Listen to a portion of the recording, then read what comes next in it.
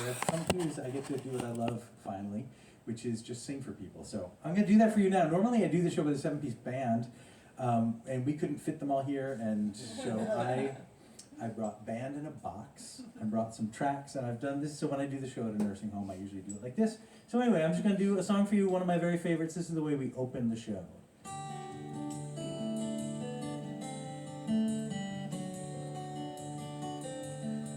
All my bags are packed, I'm ready to go. I'm standing here outside your door. I hate to wake you up to say goodbye, but the dawn is breaking, it's early morn. The taxi's waiting, he's blowing his horn. Already I'm so lonesome I could die. So kiss me and smile for me. Tell me that you'll wait for me. Hold me like you'll never let me go. 'Cause I'm leaving on a jet plane. Don't know when I'll be back again. Oh babe, I hate to go.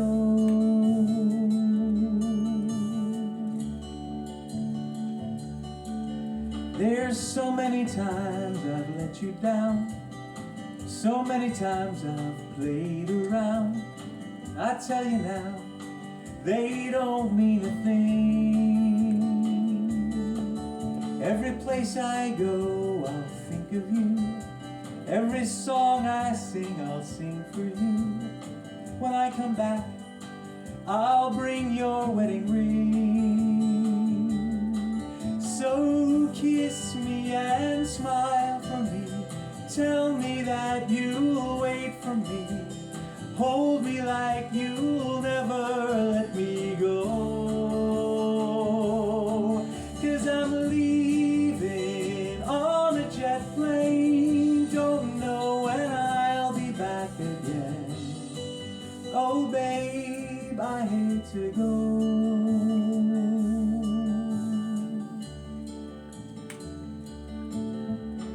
Now the time has come to leave you. One more time, let me kiss you. And close your eyes, and I'll be on my way.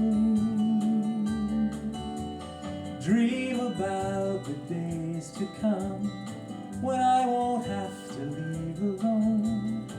About the times I won't have to say. Kiss me and smile for me. Tell me that you'll wait for me. Hold me like you'll never let me go. 'Cause I'm leaving on a jet plane. Don't know when I'll be back again. Oh babe, I hate to go. I'm leaving on a jet plane. Don't know when I'll be back again. Oh babe, I hate to go.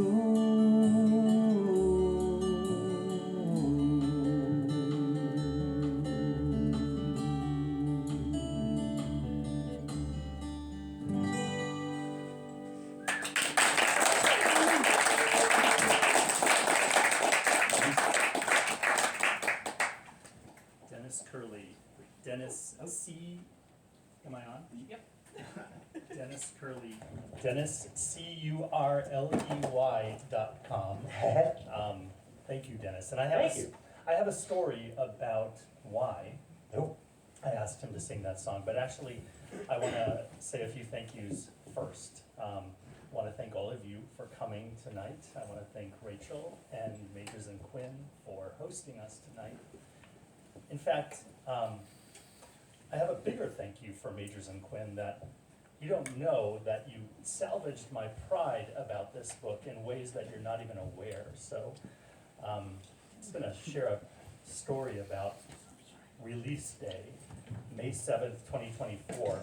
The book came out, and my wife and I thought it would be fun to drive around in bookstores locally with my mom and just see the book on the shelf. You know, first time author, seeing your book on the shelf is a significant experience. And so we picked up my mom in Edina and went to the nearest bookstore to her first, which was the Edina Barnes & Noble. And if you've ever been there, they have a wide entrance with glass on either side. And on the left side, there was a veritable Egyptian pyramid of copies of Lessons in Chemistry. And then in the right window, there was an equally large pyramid of copies of Percival Everett's James. And I knew what my mom was thinking. Where is your pyramid? This is my mother. She already introduced herself. She's less than 5 feet tall, but she is a tiger mother. So we walked a little further into the store and we saw a Matt Goldman table. Matt Goldman is a local mystery writer who happens to be my brother-in-law. So still no Christopher Wong Michaelson table. And so then we got to the information desk and asked, do you have any copies of is your work worth it? And while we're waiting for them to look it up, my mom says, are you sure today is the publication day? So they did. They had one copy. They walked us toward the back of the store to the business and economics section. This is not a business and economics book. It's just the way that booksellers classify these things. But this is a book about, I hope, a lot more than business and economics. But there it was on the bottom shelf, spine out, not even cover out. One copy, hard to miss because it's bright yellow. But my mom picked it up, put it on the middle shelf, cover out. And then we went to lunch. But after lunch, we came here, and the book was on the first table you see when you enter in new releases, and that salvaged my pride. So thank you. Thank you very much. All right, so Leaving on a Jet Plane. That song is poignant to me for many reasons, one of which is that it was made famous by John Denver, who was a sound like Taylor Swift is a ubiquitous sound today. He was a ubiquitous sound when Dennis and I were children. And John Denver had a tragic end. He died in a plane crash, not a jet plane crash. He was flying an experimental plane over water. And the main tank ran out of fuel. And he tried to connect the backup tank, but didn't know how. So I imagine his last few moments, and this is pure speculation, but I just imagine those moments before he crashed while he was trying to connect that auxiliary tank. He probably had time that everybody might do well to have, time to think about, what have I done? What was it all for? Was it all worth it? And that obviously has some connections to the topic of today's conversation. I used to ask myself that question when I was in management consulting. My wife and I lived in New York City, young couple. We had our first child, our first 2 children there, and I was getting on jet planes all the time. I'm almost a member of the Delta Million Mile Club.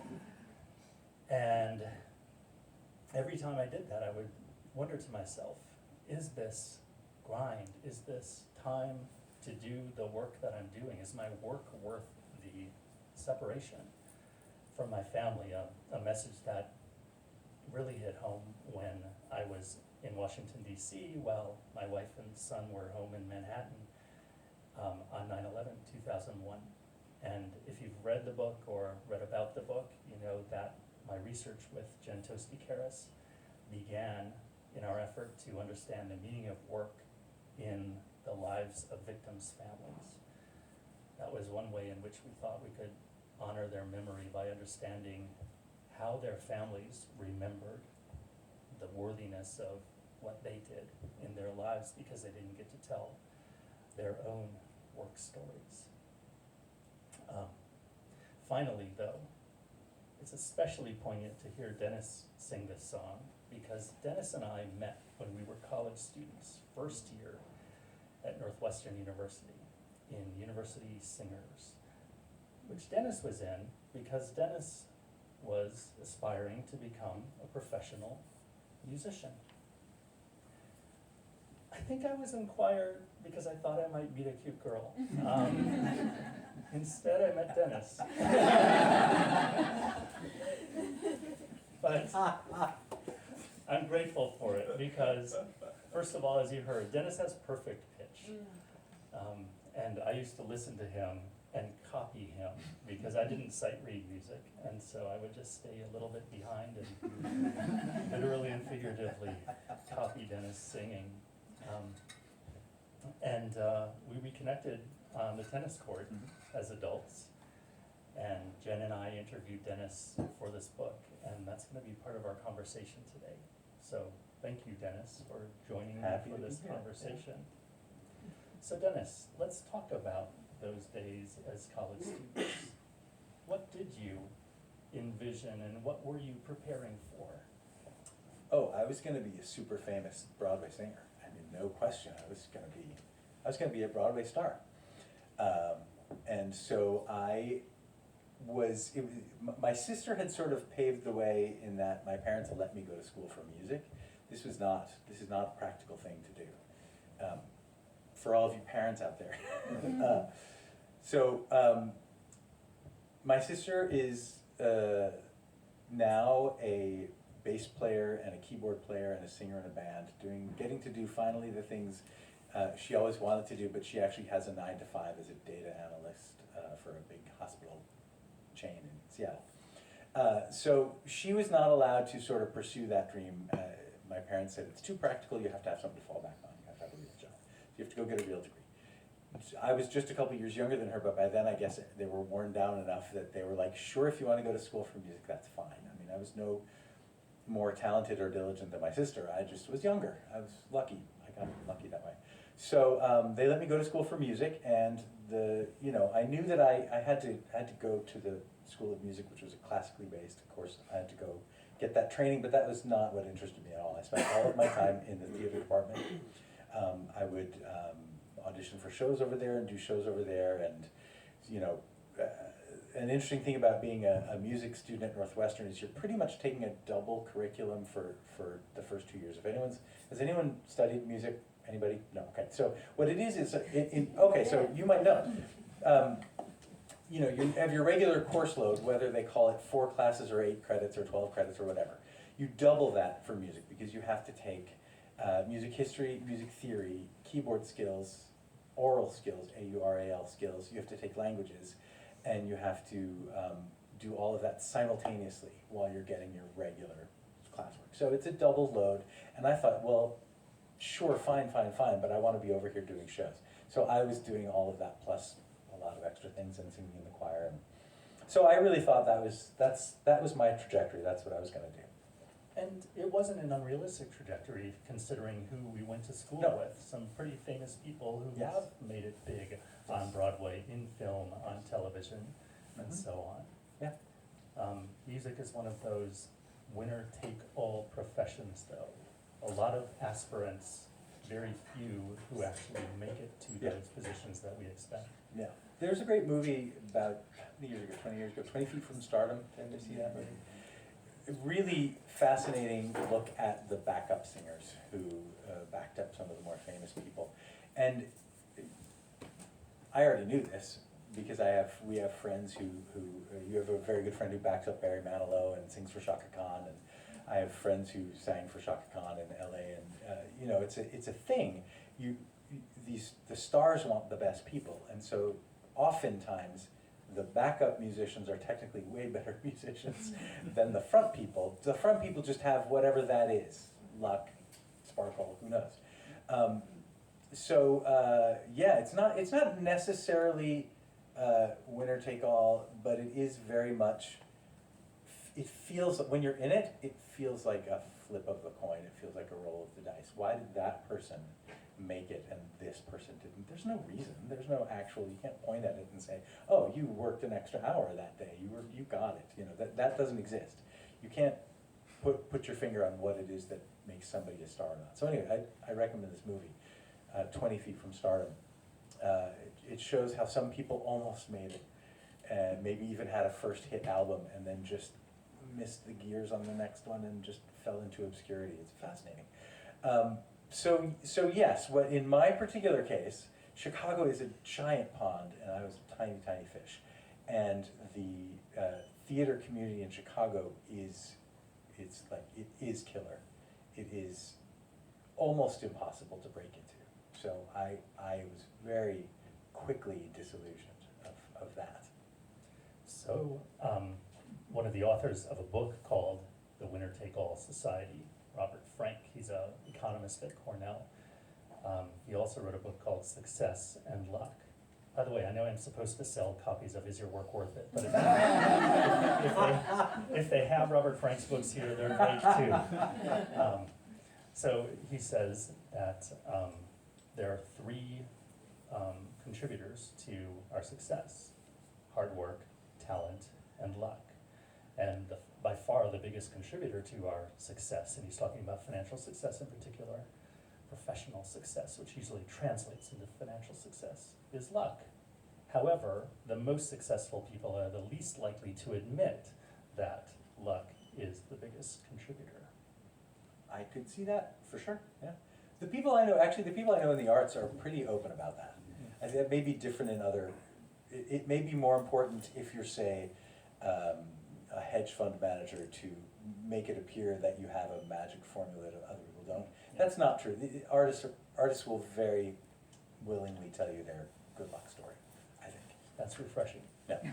So, Dennis, tell us about going on the job market in Chicago after graduating from college. By the way, and I'll tell you quickly, any failures that you had did not rival my failures on the job market. I was a philosophy major. I got 4 interviews through the lottery and 0 offers. Well, okay, so to be fair, how I made my living for the 6-7 years after college graduation was as a legal secretary and a paralegal. So just set that aside for the moment. What I was trying to do, though, was be a musician, and I was never hired as a singer, actor by any theater company in Chicago, ever. I ended up working for 2 companies as a piano player. So I played piano since I was 5, so this was like a skill set I had. It is not a skill set that this led to what became the first time I quit music entirely.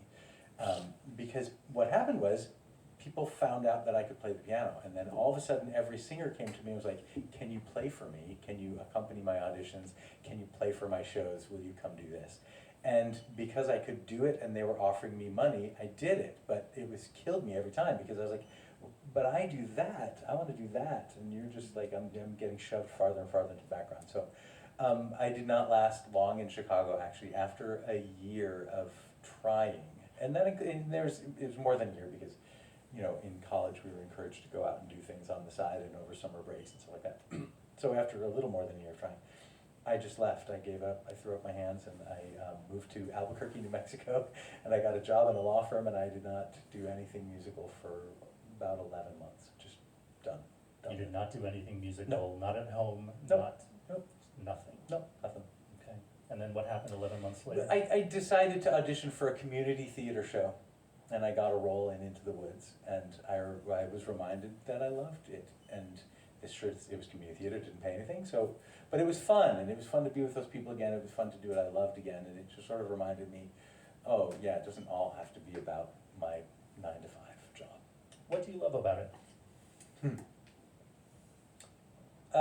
It feels right. It's interesting. A lot of people who do what I do say they'll talk about, I get such a rush from an audience, I get so much validation. I actually don't feel those things. I'm super introverted. For example, I would rather play for a crowd of 20,000 people I don't know than 10 people that I know. It's just too hard. But if it's a bunch of faceless people I don't know, when I'm singing, this just feels like this is who I am, this is what I do. It's not like everybody could hate me and leave the night not liking it. it doesn't matter to me, because it's like, I'm doing what I know I'm supposed to be doing, that just feels right. So it's not the acclaim or love from the audience, it's just, the audience has to be there, otherwise I'm not doing it right, but it's because it just feels right to me, it feels like what I'm supposed to do. So in the book, we write a lot about a concept called work as a calling, and what you're describing is one of the archetypal signs of work as a calling, that it just feels like you are who you are when you're doing it. Jen and I have also conceived of our next book together, and it is about ambition. And there's a sense in which ambition is often done for what psychologists call extrinsic rewards, whereas it sounds like the kind of validation that you are seeking is not extrinsic validation, it is inside of you. Yeah, for sure. Yeah. And we'll talk a little bit later about some of the upsides and downsides of work as a calling, because we live in a society in which there's a lot of glorification of doing what you love for your work, but that's not necessarily always a good thing, as we'll see from your story a little bit, I think. Yeah. So you talked about quitting music more than once, so Into the Woods, and then you quit again, or? what No, happened next? then I came back to Chicago, planning to live in Chicago, and realized quickly the same problems that I left were still there. So after about 3 days, a friend of mine in Minnesota, she was a friend from music school, and she had bought a house and was renovating the house. Somebody had built a 7-bedroom, 2-bathroom house, and she was turning it into 5 and 4, whatever. Doesn't matter. She bought a house, and she's like, why don't you come up for the summer and help me? You know, you don't have to do anything. You can pay for your food and whatever, but you can live here and you can help me renovate this house. I was like, great. So I came up here on vacation and immediately felt this sort of sense of relief that I never felt in Chicago. Chicago felt like you had to be trying and hard, working and trying and working and trying and working and trying. And here it's like, oh, I just feel more chill up here somehow. And long story short, back then there were the 550s in the newspaper, which were the audition notices in the classifieds. And I read an ad for a musical in town called Forever Plaid, which is 4 guys and 2 instrumentalists, and they're singing for 90 minutes, and it's just a vocal harmony show. And I auditioned for the show. There were some little road bumps over 2 months, but basically I got the job, and I ended up moving to Minnesota, and I did that show for 2 years here at Seven Corners. So that was, yeah, so I left, I came back, gonna try Chicago again, gonna try music again. It was like almost bounced out of there so quickly because it just felt so wrong. Came up here, and after a short period of time, just found a place here. And yeah, doing what I liked. And as we write about in the book, I think you were sort of selecting between the offer to do Forever Plaid, which had a modest income, no job security, no paid vacation, Right. A grueling schedule, Yes. or another paralegal job, Yes. or a similar income but paid time off, security insurance, and so on. I didn't think about that stuff. No. Actually, I was looking at the actual weekly salary, and the weekly salary was identical. So I thought, well, I'm gonna do the music thing. It didn't occur to me, I mean, yes, there's back then, there was union insurance, it was all very good. It's not the same anymore, but yes, there were better benefits at the other job, for sure, but I didn't care about that. I was like, you're gonna pay me the same amount of money to sing, I'm in, so.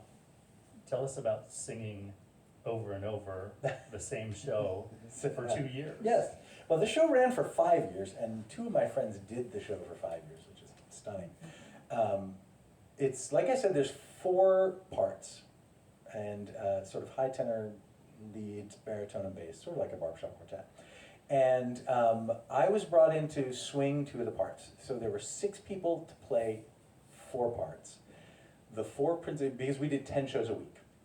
The only week off was the week between Christmas and New Year's. So 51 weeks a year, 10 shows a week. The show ran for 5 years. The show made millions of dollars. It was one of the most popular things that's ever run here. But so that meant that the guy who regularly played this part did 7 shows a week, and then I covered 3 of his. And then this guy did 7, and I covered 3 of his. So here's 6 of mine. And then the stage manager needed to be covered, so I covered 2 of his, of the 10. So he did 6. So anyway, So there was my 8 shows a week, 2 as stage manager, 3 as this guy, 3 as this guy. And which was perfect for me because as it turns out doing the exact same thing over and over again is really, really hard and frustrating.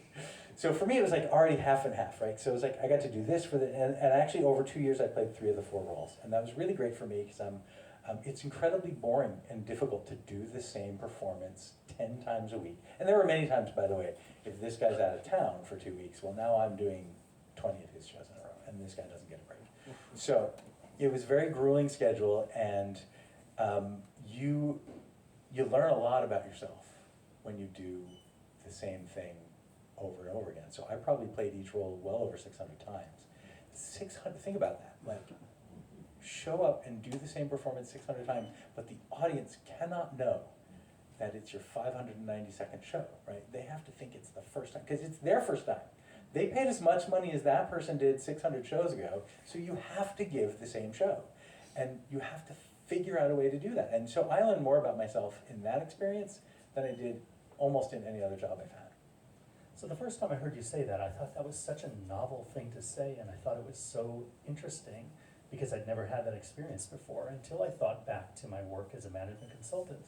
And then I thought, actually, I was doing the same thing over and over for that kind of job, and I had to look like I cared about it. I had to perform really well for my bosses, for my clients, and so on. I think it's the experience that a lot of people have in repetitive kinds of work.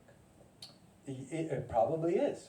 I don't think about it because I'm thinking about what I'm doing, but yes, I mean, actually when I was a paralegal, I don't know, maybe I don't mind that kind of work so much because it is different every day to a certain degree. You're working on different legal cases, you're filing different things, but I suppose after a certain amount of time, it does feel like you've done the same thing over and over again, yeah. That's why your story is one of the favorites of mine that we tell in the book, and why I wish we'd written more about your story. And that's why this is the second book event that we've done. We did one for our former classmates at Northwestern, and now here we are. Yeah. So maybe we'll talk more about other aspects of the book now. Yeah. Well, so you mentioned that you guys started this specifically because of the families of 9/11, but who is it for? If you had to say this was targeted at somebody or intended for somebody to read, who is this book for?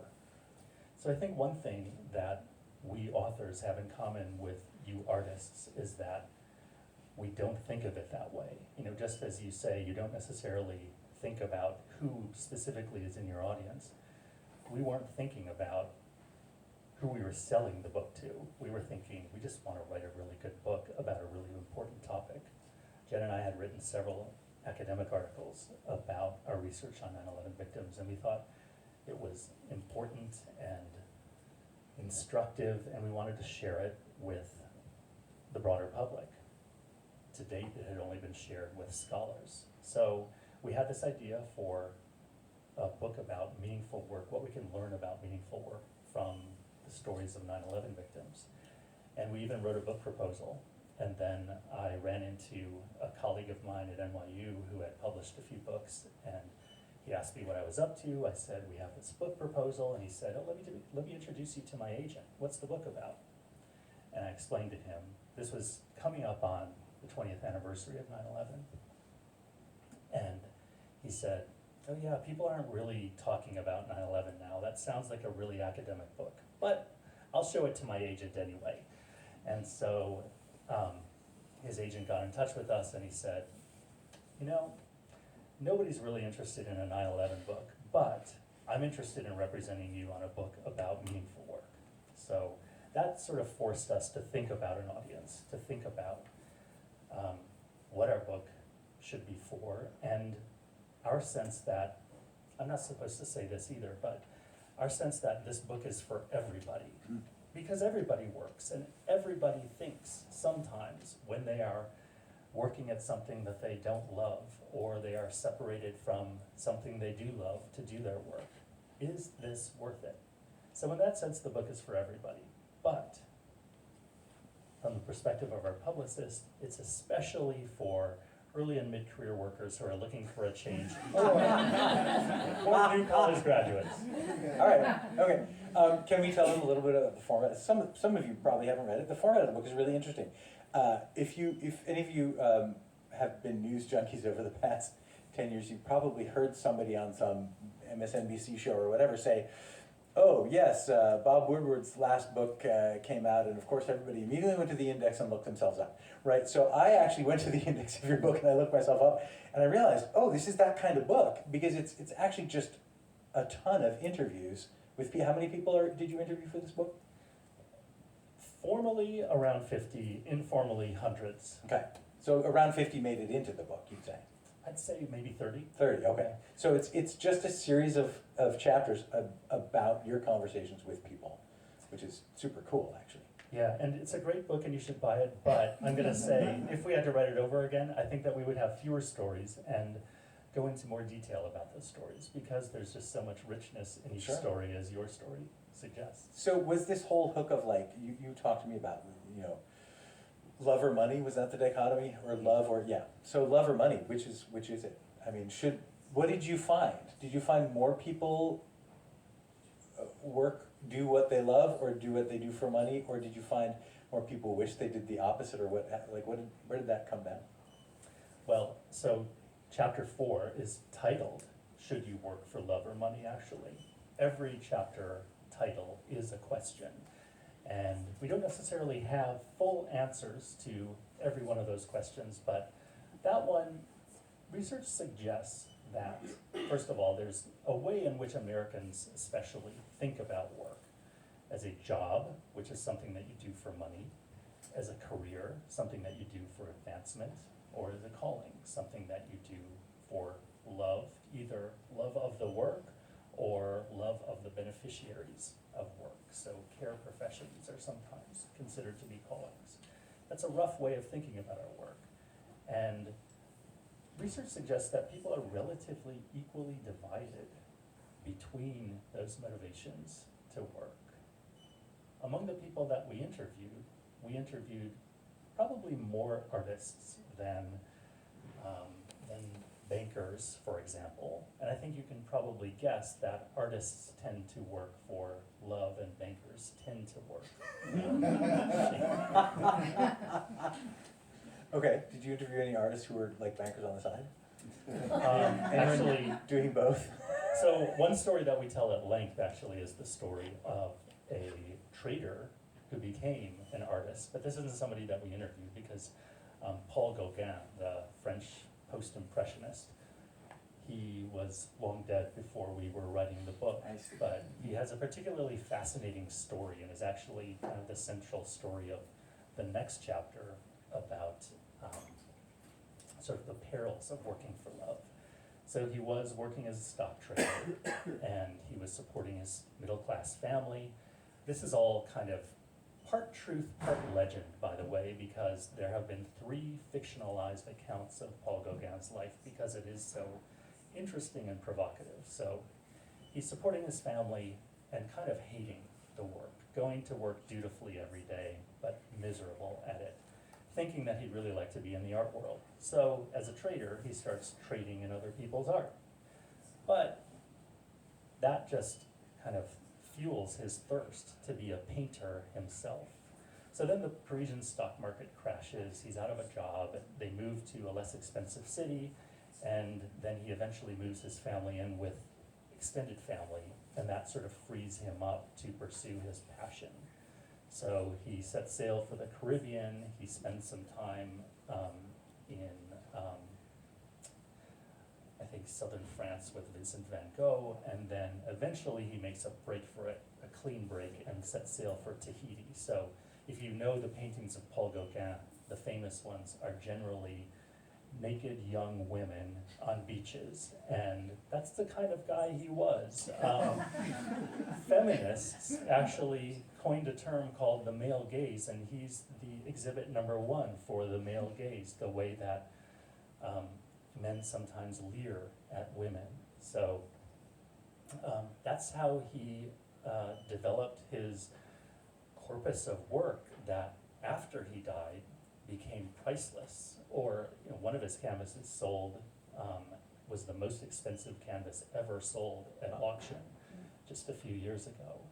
His work is in the finest art museums around the world, but he never made enough money to actually send back and support the family that he'd abandoned. So philosophers love that story. Is there such a thing as admirable immorality? Okay, well, I learned a little bit about Gauguin when I was getting ready for the new Jimmy Buffett show I do, because he spent a lot of time in Tahiti as well. There you go, a little side note. But okay, so one of the things we talked about though in my story when you interviewed me for the book was, I mentioned briefly moving from Chicago to here. The difference maker for me was that when I could not make a living doing what I loved in Chicago, I could make a living doing what I loved in Minnesota. Cost of living is lower. The pool of talent is broader and yet less intense about it. There's a I don't know if it's an urban myth or not, but often repeated about the Twin Cities. It certainly was true before COVID that there are more theater seats per capita in the Twin Cities than anywhere else in the country, but New York City. There's more work here. So anyway, I found that was the factor that made a difference in my life that led me to eventually be able to stop working my day job.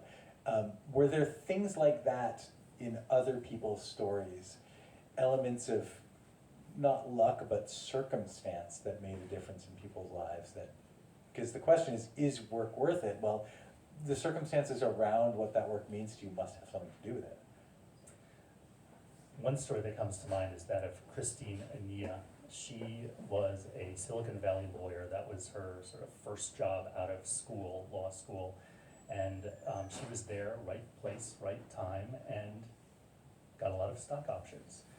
Hated the work, and so when the, what is it called, the internet bubble burst, I think we said, back in 2001, she decided to write a book with a friend called The Unemployed Person's Guide to San Francisco. They started their own publishing company by doing that, and they had the funds to fund that. So she was lucky in that respect that she got to try interesting things, but that wasn't going to pay the bills forever. So she started doing contract law work while she also did other interesting projects, made a documentary. At one point she ran for city council, finished I think 13th out of 21 candidates, something like that. And at that point, she just felt like she wanted to do something purely good that wasn't self-interested at all. So she donated a kidney to a stranger. There's a black market for kidneys. You can donate a kidney to a stranger for money, but she did it just for care for her fellow human being. And she was so fascinated by the experience of learning what she needed to do, how she needed to care for herself, how the recipient would receive her kidney, that in her 50s, Christine Ania enrolled in medical school. And if she fulfills her plans, she will do her first surgery at age 63 if her eyesight holds up, if the stability of her manual dexterity maintains itself. So I guess that's one circumstance, just sort of coming into money and early in one's career, that can help to propel a career. That would have been great. I would have that would have helped me.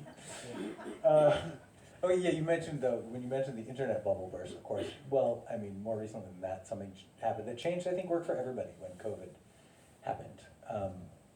I know that you, well, I don't know how much of this was, how much of your book was impacted by that, how much of it was not, but clearly things have changed for people, I think.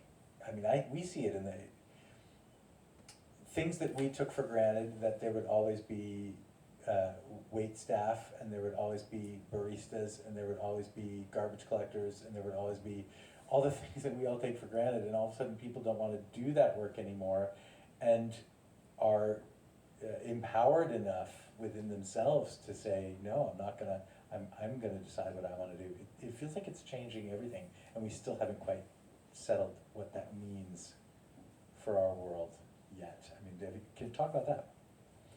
Our first meeting with our agent about the book was our last meeting before the pandemic lockdown began. So, as I said, this began as a 9/11 book, which we thought was the defining catastrophe of the 21st century. And then the pandemic comes along and we have another defining catastrophe of the century. And one interesting thing that the pandemic and 9/11 have in common is that they both made people think about the worth of the work they did. In the Wall Street Journal, of all places, in December of 2001, there was an article about people quitting their Wall Street jobs in order to become New York City school teachers or to join the military, to just find something more meaningful.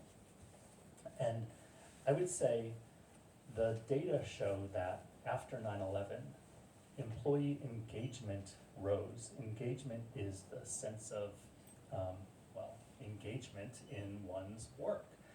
And that became a priority. You know, we still did work in physical places that we went to, and that was a very different phenomenon than in the pandemic. In the pandemic, people started realizing, I can work somewhere else. This is not true of everybody, of course, so let's be clear, there are frontline workers who still go to work, who can't work remotely, and performers, and we've come to appreciate the scarcity of face-to-face relationships. But what rose after the pandemic was what researchers call job satisfaction, but engagement plummeted. So what that says to me is people post-pandemic wanted work that allowed them to live their lives outside of work, whereas post 9/11, people wanted work that was worth living for. I think both of those can be valuable, but on the face of it, engagement and satisfaction sound like the same thing, but they're very different. Yes, I agree with that. And what does that bode for the American workforce? I mean, what does that mean? If there are things that we've decided have to be done and they're not satisfying, how do they get done? My pithy conclusion or answer to that question, which maybe that'll be the concluding question before we do some Q&A with the audience, is that it might not be the right goal to love your work, but we ought to find work worth loving, and work worth loving includes essential work. It includes the work of making toilet paper 24 hours a day when there's a shortage of toilet paper at the beginning of a pandemic. It includes caring for sick people. It includes work of first responders. It also includes a lot of the work that was shut down during the pandemic, such as your work as a performer. And we didn't really realize how much we were missing until Hamilton came to Apple TV.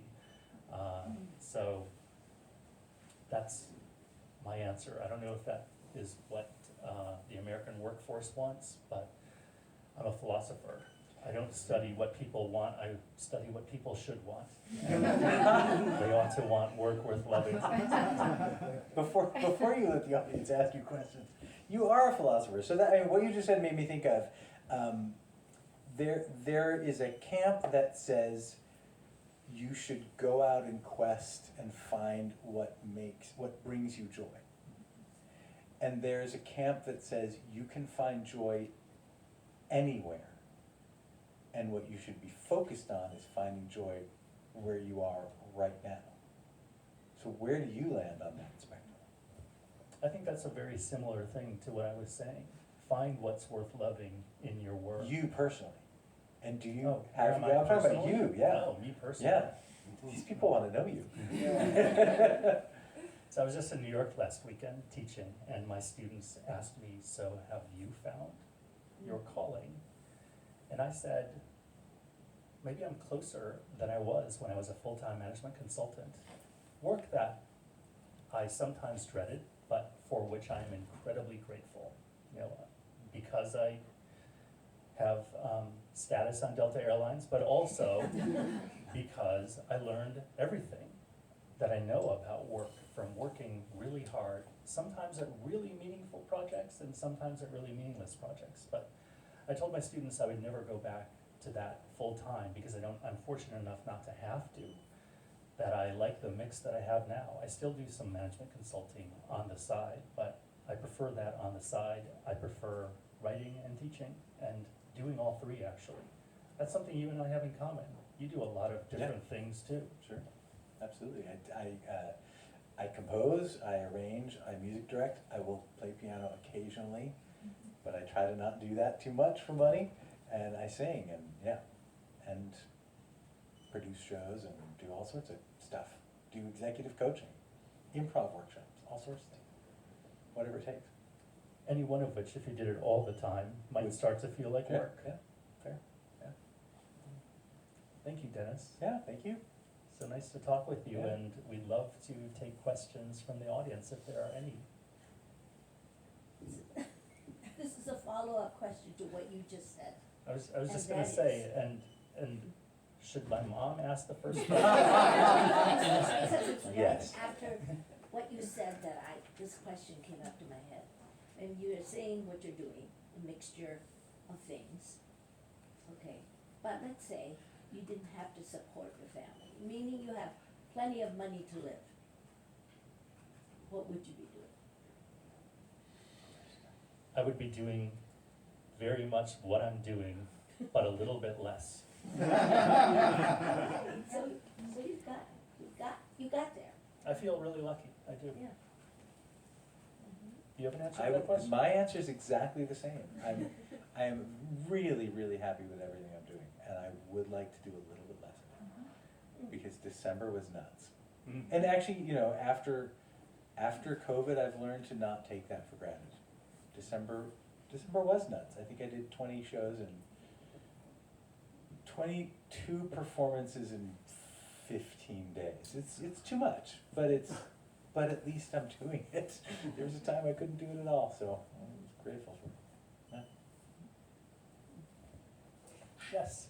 Leah, and I just had a question about responsibility as far as individual or collective, particularly when we're looking at employers. But I wanted to revisit semantics about job satisfaction and engagement. So employee engagement is defined as an individual's level of emotional and psychological commitment to their workplace, team, and mission. And job satisfaction is defined as satisfaction with the circumstances surrounding your job. So your wage, your benefits, your flexibility of your schedule, things like that. So we saw during the pandemic and after, employers focused on trying to meet job satisfaction demands, trying to improve wages. I think it was the largest wage increase that we've seen for low-level earners in multiple decades, trying to make flexibility and schedules more conducive for people. But what responsibility do employers have for engagement? And what would your advice to those employers who are seeking to improve engagement be? That's a great question and really well put. I think another way to simply summarize your distinction between engagement and satisfaction is to do what some researchers do, which is they refer to engagement as meaning in work and satisfaction as meaning at work. And I think that part of it comes down to the personal preferences of the employees. I remember when I was leaving my former firm, they were installing foosball tables and ping pong tables in the break rooms, and I thought, this is all about meaning at work. This is not about finding meaning in work. This is actually just a break from work that sometimes feels meaningless. But around the same time, they were also articulating a purpose statement, a statement that said, here's our reason for being in society, and here's what we do for society. And I think that's become a sort of trend among employers in this century, but especially since the pandemic, to articulate sort of a higher purpose for which people work than just profit maximization. Back when I started as a management consultant, all of my clients had mission statements that simply said, our mission is to maximize shareholder value. That's not enough for the 21st century worker. I think that the reason that any profit-making entity should exist is because it has a moral purpose over and above the functional necessity of making money. I don't think that every purpose statement captures a real moral purpose. Oftentimes they can be manipulative just to sort of generate engagement.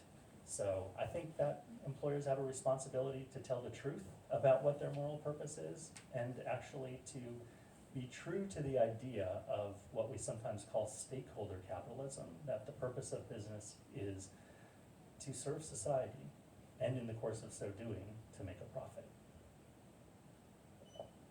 Sorry, that was my teacher soapbox. And I'm just thinking about health insurance companies now.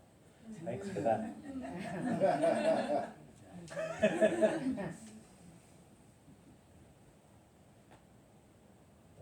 Yes?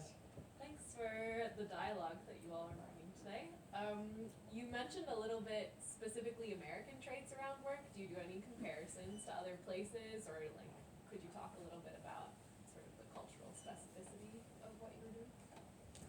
I can't talk with the authority of an empirical researcher on cultural differences, but I can speak a little bit anecdotally. I mean, one thing that I can say statistically is that hours worked vary significantly across societies. And today, for example, in East Asia, the number of hours that are worked per capita are significantly higher than in the United States.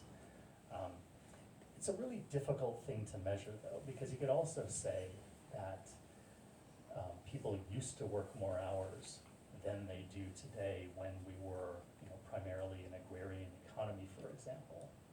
That said, the number of hours that we are on and the intensity of the hours and our reachability because of these probably make work just as harrowing and backbreaking as it might have been back then. So that's a way of not answering your question. I will also say that I think we are a product of our own cultures, and actually the story that chapter 1 of the book begins with is the story of my grandfather. By the way, this is Eva, and she is are you my niece? Is that how? So you know stories about my grandfather, and my grandfather was born a peasant and worked his way up to military general, and the story gets even more interesting after he lost that position. But I'll just say that he instilled all of his children, and through them, his grandchildren, with an idea that you should work hard no matter what you do, aim for the highest kind of employment, but work hard at any employment because you owe it to that work, and that work owes it to you. Didn't we talk in our last conversation a little bit about universal basic income, which is a cultural thing that sort of pops, because there are other countries that do try that. Yeah. I think it's been tried in areas here. What does that do to this conversation, the idea of that? Yeah, thank you for bringing that up. That's one experiment. So the idea that everybody should have a guaranteed income that would provide sustenance, and then that frees people up to make more, satisfying choices about the kind of work that they might pursue. There have also been experiments with 4-day work weeks, for example, and these have tended to be extraordinarily successful experiments, and yet they still face a lot of political opposition and economic opposition. I think employers are afraid of going to 4-day work weeks. I just saw that, I think it's JP Morgan Chase called all its employees back to 5 days in the office. And so there's just a lot of cultural resistance to changing despite these successful experiments. And I think part of it is just we have to wait for a generation of leaders that wasn't conditioned by pre-pandemic working norms to sort of adopt post-pandemic working norms. Yes? You said something when you were quoting your grandfather about aspiring to the highest kind of work, but doing whatever work you have in the best of your ability. So I picked up on that word highest, and I was just wondering, is that covered in your book about, like relative value, and that seems very judgmental and, and discouraging, and, how did you address that? Cause I'm guessing you're trying to do the opposite of like any individual can have meaningful work and it's not a comparison, but like how do you think about that? So first I'll say, when I met the first face that I hadn't recognized that came for this book event, I was grateful, because I said to that person, I was afraid that just friends and family would show up. So this latest question is from my sister, who is also the grandchild of that same grandfather. And I think our grandfather was, in fact, judgmental about some kinds of work being higher than other kinds of work. And in fact, as a philosopher, I think it's my job to sometimes judge. And so I think that his conception of the highest forms of work, he rooted his conception in Confucianism. The idea that the highest professions are those that give to others, and the lowest professions are those that take from others. So he had been a government official and military leader, and he thought of that work as among the highest work. 2 of his sons became medical doctors, 3 of his daughters became school teachers. Those were also giving professions, and that makes a lot of sense to me. That way of distinguishing among professions, I think, passes philosophical muster. But I often say to my students, most of whom are going into business careers, and they see their work in the foreseeable future as work that is self-interested. I often say to them, my goal isn't to teach you to become medical doctors instead of business people. My goal is to teach you to see the social contribution of the work that you're doing and do it with that purpose, because then I think they'll do it differently and better. I like that. I like that especially because it feels, this is not a political comment, yes it is. It feels as though things are taking a turn on a national stage to a celebration of selfishness and greed, but I don't find that to be true in the world that I live in and the people I see every day and the people that I interact with every day. I don't think that's true, so I'm ignoring that. And yet there is, I'll just say bro culture, for lack of a better shorthand. There is a youth drive towards, again, like finance and markets and NFTs and crypto and things that truly generate no value, that feel very taking to me, but I feel like that's, again, overblown in the consciousness. I don't feel like that's what most people do or are interested in. Do you? Is that what you found in the broader world of people you were talking to? Like you, I'm an optimist, so even though I am concerned about the political direction that things are going, I think that if we are not optimists about caring for our fellow human beings, then we will lose to those who are uncaring. So I think it's really important to remain optimistic and committed to that. I'm thinking about one of the 9/11 victims that we wrote about in the book, who was a bond trader. He traded energy stocks and bonds, and the way that his family remembered him was that he did so in order to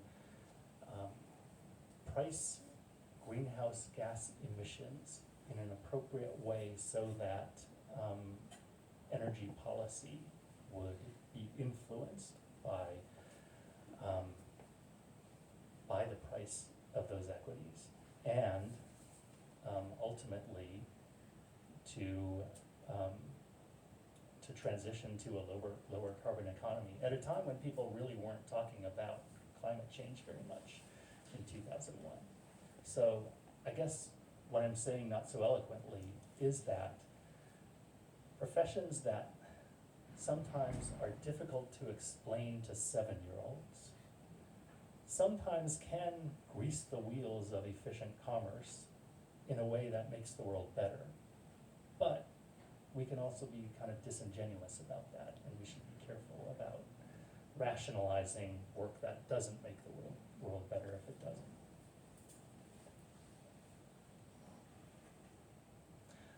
On that note, I think we are a little bit over time, so I'll be signing books toward the front of the store. I think Dennis is gonna sing a couple more songs. I'll sing another song if people, yeah, sure. If people wanna Yeah. stick around, so, choose Dennis or choose me, we don't know. No. But thank you again all for coming, and thank you, Majors and Quinn, for having us.